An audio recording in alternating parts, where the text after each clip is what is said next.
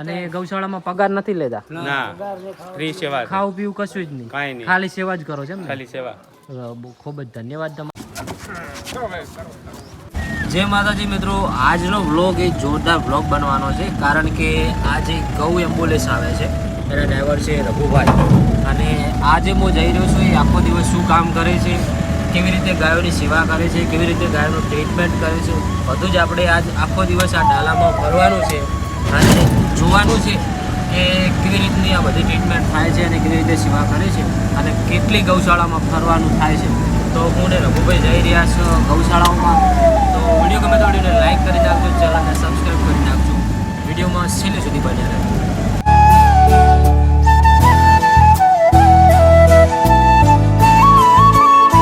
તો આપણે આકુલ 4 રસ્તા પહોંચી ગયા છે અને ગાડીમાં પેટ્રોલ નહોતું, તો પેટ્રોલ ભરાવાનું છે. અને અહીંયા આજે 108 છે અને ખાતું ચાલે છે, તો ડાયરેક્ટ અહીંયા પૈસા આપવાના નહીં, ડાયરેક્ટ જે આ સેવા છે સંસ્થા છે એ ડાયરેક્ટ પૈસા આપે તો પેટ્રોલ ભરાઈ જાય, એના પછી આપણે આગળ વિડીયોમાં મળીશું. તો મિત્રો પહેલી વિઝિટ છે આપણી આ થારાદ હાઈવે છે, એના ઉપર એક આ ગાય છે એ બીમાર થઈને પડી હતી.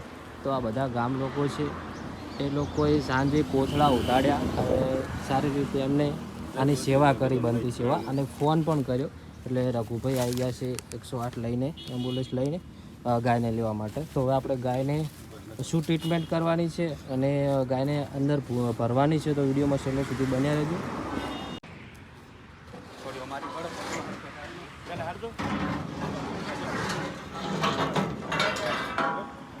આ બધા ગૌ સેવકો છે અને સારી એવી સેવા કરી છે ગાયની.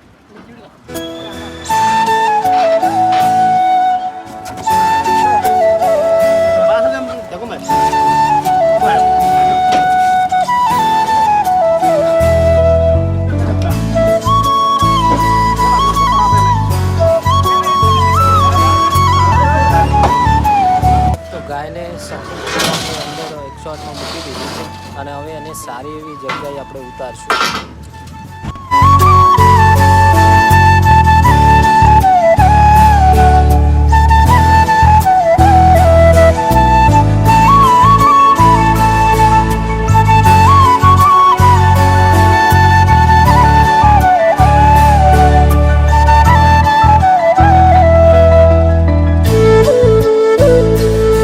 ફાઇનલી પહોંચી ગયા છે ટેટુડા રાજારામ ગૌશાળામાં અને ગાયને હવે આપણે ઉતારવાની છે. અને અહીંયા તમે જોઈ શકો છો બહુ જ મોટી સેવા કરવામાં આવી છે ગાયોની, તેમજ આઈસીયુ અને બીજું પણ ઓર્થોપેડિક વિભાગ પણ છે અહીંયા ગાય માટે. તો આપણે જોઈશું કે અંદર કેટલી ગાયો છે. તો તમે જોઈ શકો છો અહીંયા લગભગ કેટલી બધી ગાયોની અહીંયા વ્યવસ્થા કરેલી છે રહેવા માટે, તેમજ દવાની પણ ઘણી બધી વ્યવસ્થા છે. જય ગૌ માતા, જય ગોપાળ. આ મફાબા છે.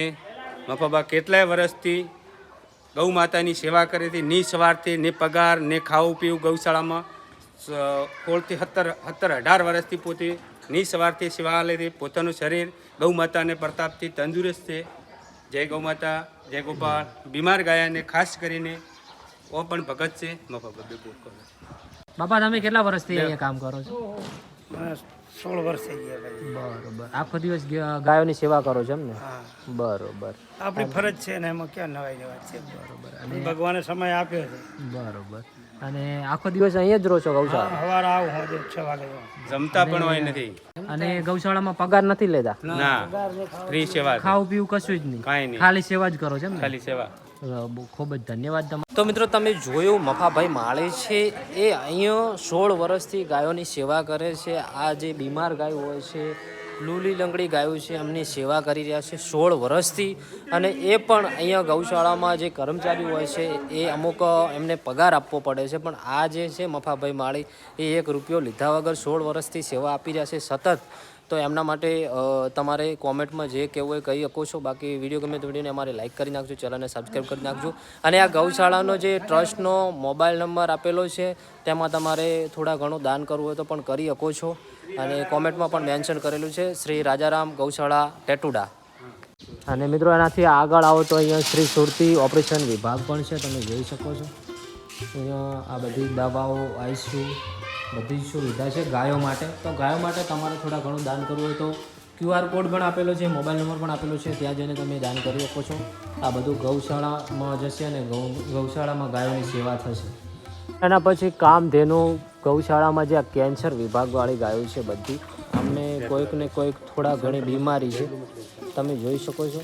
બધા મોટા ભાગે 1 સેકડાવાળી ગાયો છે અહીંયા, અને આ ગાયોની ટ્રીટમેન્ટ થાય છે.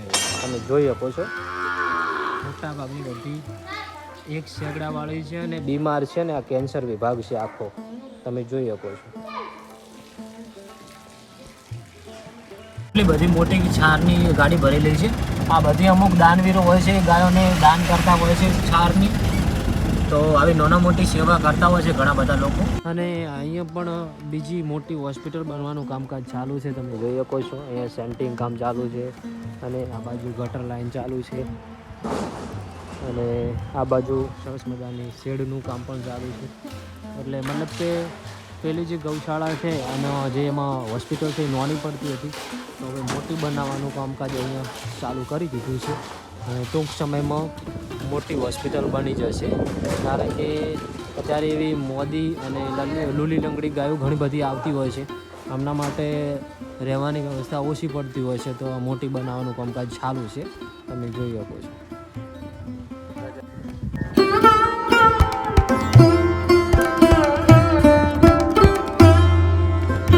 મિત્રો અત્યારે બજારમાં ડુપ્લિકેટ ઘી પણ મળતું હોય છે, પણ આ ગૌશાળામાં તમે જોઈ શકો છો અહીંયા ગૌ અમૃત કરીને એક શાખા ચાલે છે, અને તમે જોઈ શકો છો અહીંયા માવો, પછી ગાયનું દૂધ, તેમજ દૂધની અલગ અલગ પ્રોડક્ટો, ઘી, દહીં બધું તમને 100% ઓરિજિનલ મળશે, ગાયોનું બનાવેલું મળશે ઓરિજિનલ. તો ઓર્ડર આપવા માટે આપેલ નંબર ઉપર કોન્ટેક્ટ કરી શકો છો. આ છે એમની શાખા, અહીંયા રૂબરૂ આવીને પણ તમે લઈ શકો છો, તમે જોઈ શકો છો. અને અહીંયા કાકો પણ બેઠા છે. તો કાકા ઓનલાઈન ઓર્ડર થશે? બરોબર. આપેલ નંબર ઉપર કુરિયર થશે, કુરિયરે થશે. અને ઓફલાઈન અહીંયા આવીને જોતું હોય તો પણ મળી જશે? મળી જશે. ગમે એટલું જોતું હોય મળી જાય? ગમે એટલો ઓર્ડર વધારે જોતું હોય ઓર્ડર કરવો પડે. બરોબર.